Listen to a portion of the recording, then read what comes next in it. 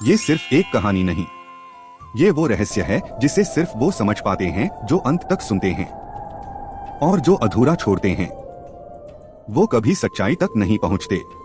तो अब फैसला आपका है, अधूरी सच्चाई या पूरी समझ। अगर तैयार हो तो शुरू करते हैं। युगों से धरती पर जब जब अधर्म ने सीमा पार की है, जब न्याय, नीति और सत्य दब चुके हैं, तब तब भगवान ने अवतार लिया है। आज फिर वही समय आ गया है। वो शुभ घड़ी आ चुकी है जिसके लिए देवताओं ने युगों तक प्रतीक्षा की थी। धरती पर पाप का भार इतना बढ़ चुका है कि अब उसका अंत आवश्यक हो गया है। भगवान स्वयं अवतरित हो चुके हैं।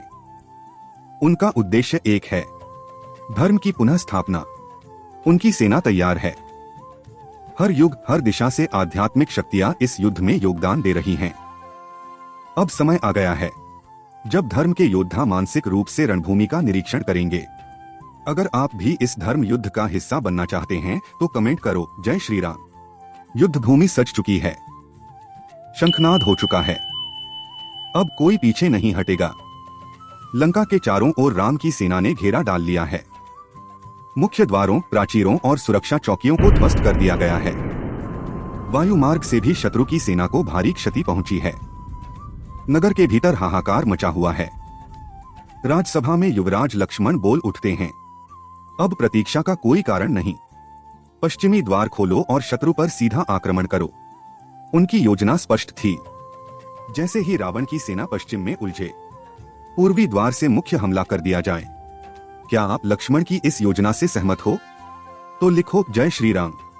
इसी बीच एक वीर योद्धा वज्रमुष्टि, जो धर्म सेना का प्रमुख था, शत्रु सेना की ओर बढ़ा। उसने अद्भुत वीरता दिखाई, परंतु अंत में वीरगति को प्राप्त हुआ।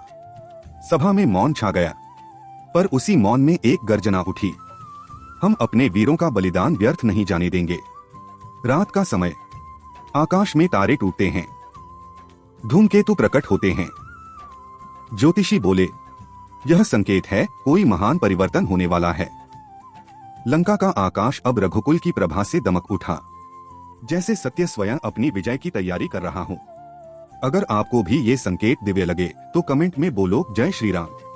अंतिम दृश्य, जब सूर्य उदित हुआ, लंका की चारों दिशाओं से युद्ध प्रारंभ हुआ।